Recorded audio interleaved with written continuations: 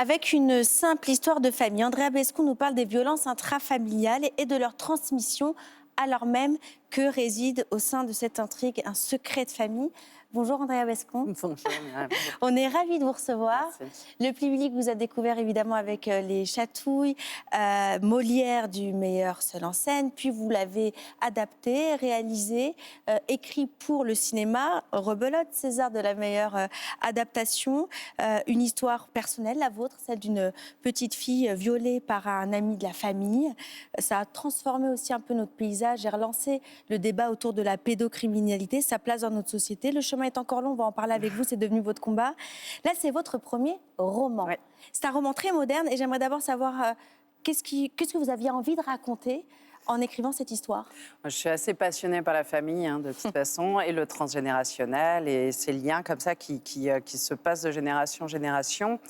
Je voulais étudier ça par le biais d'une fiction et par le biais de 3 personnages qui combattent pas mal, parce que c'est vrai qu'on le présente beaucoup comme un livre qui parle de violence, et c'est vrai qu'il parle de violence, il y a toute une racine autour de la violence, mais en fait c'est un roman très positif et plein d'espoir, et mes persos sont atteints par des traumas, mais ils les bousculent, et c'est un petit peu ce que j'avais envie de revendiquer et chacun aujourd'hui, sa manière. Et chacun dans son temps. Il y a 3 générations. Oui. Louisette, on va dire la grand-mère. Henri, le Hervé, le fils, pardon. Henri, le beau-père. Et Lio, la plus jeune, plus connectée.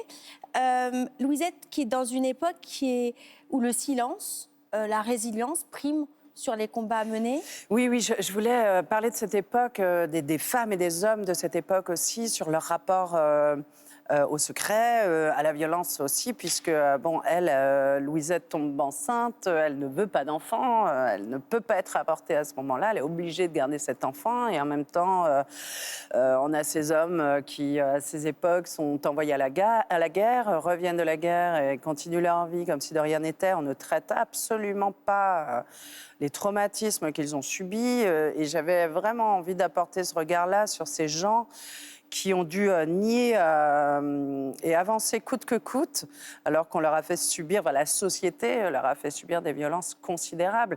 Et c'est vrai qu'aujourd'hui, par exemple, on n'envoie plus nos fils à la guerre, ce qui est pour moi une immense chance. J'ai beaucoup de choses à critiquer dans cette société, mais si j'ai bien une vraie reconnaissance, c'est de savoir que mon fils partira pas s'il ne va pas à l'armée, s'il ne devient pas militaire. Et je trouve que c'est une avancée considérable, en vrai.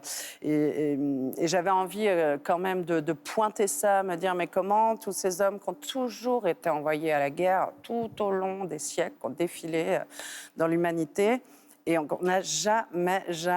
s'est jamais penché sur leur trauma, jamais. Et après, on s'étonne qu'il y ait une espèce de violence intrinsèque comme ça dans l'ADN des hommes, mais on les a toujours forcés au pouvoir, à la puissance, à la guerre, à la possession. Maintenant, ils y vont eux-mêmes, mais vous dites pas mal de freiner ça. De votre livre, vous dites « Une simple histoire de famille se révèle à moi quand j'apprends que ma grand-mère a tué son mari à la suite de violences conjugales. Le reste n'est que fiction, mais je ne peux m'empêcher de penser que des énergies liées, des traces de nos aïeux restent dans nos vies. » Quelles traces aurait donc pour vous aurez laissé cette arrière-grand-mère, par exemple? Je me suis toujours interrogée sur cette motivation au quotidien à militer contre les violences. Alors certes, vous l'avez dit, j'ai écrit un spectacle là-dessus, j'ai été violée à 9 ans.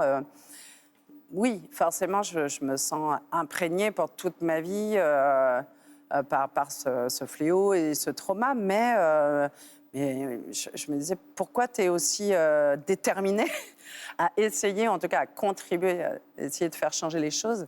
Et quand j'ai appris que cette arrière-grand-mère s'était défendue de son mari violent, je me suis dit, tiens, c'est drôle, peut-être qu'il y a quelque chose qui passe là-dedans aussi, et que finalement, elle n'était peut-être pas la seule à subir des choses, comme je n'ai pas été la seule aussi, et de toute manière, dans les familles, tant qu'on ne casse pas aussi les fils...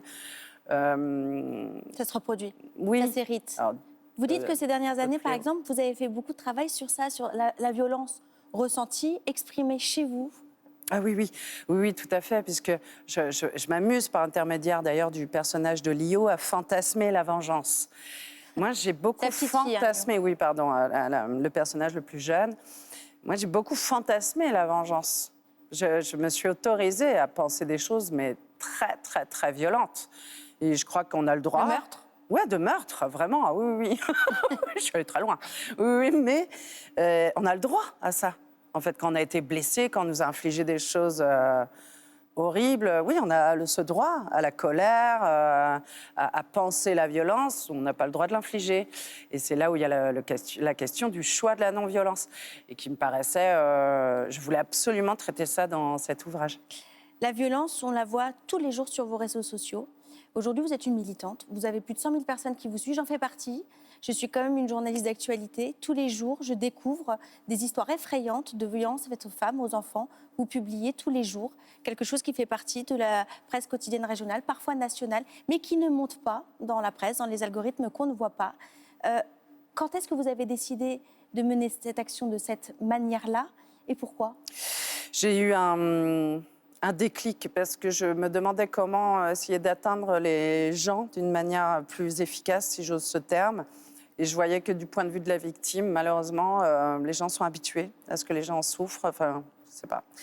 Et quand je me suis dit, aborde ça du point de vue des auteurs, des agresseurs, ou des institutions complaisantes, ou la justice, ou en tout cas essayer de pointer en tutoyant. Oui, vous vous adressez oui, directement parfois oui. à la justice française. Oui, tout à fait.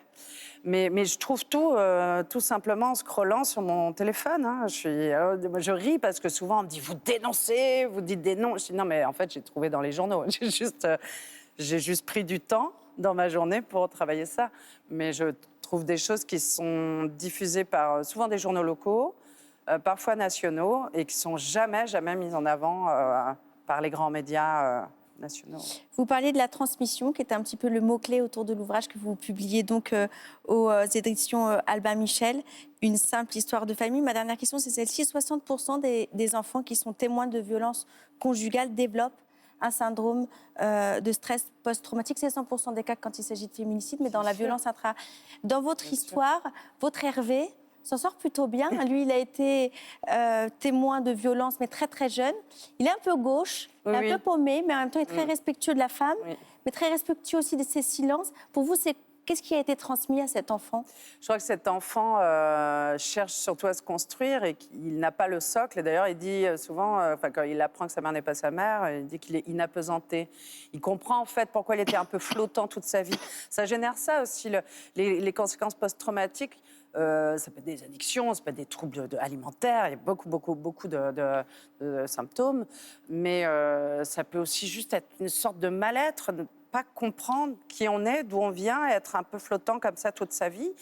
Et lui, d'ailleurs, il s'enferme dans le deuil. Il perd sa femme à un moment et il s'enferme dans ce deuil-là depuis. On commence l'histoire, ça fait 10 ans qu'il est en deuil, quoi. Donc ça génère ça aussi, des ancrages comme ça très forts. Parfois prostré. D'être prostré, effectivement, c'est plus Lio qui va lui réinsuffler, qui va vraiment le prendre par la main, en disant, bon voilà, maintenant on bouge, quoi. Mais Ça dit beaucoup de choses, en fait, des trois générations qu'on a un peu décrites ce soir et de la façon avec laquelle on aborde ces sujets. Bravo, ça se lit tout seul. Hein. Une simple histoire de famille. Bravo à l'éditrice qui vous a poussé à aller sur...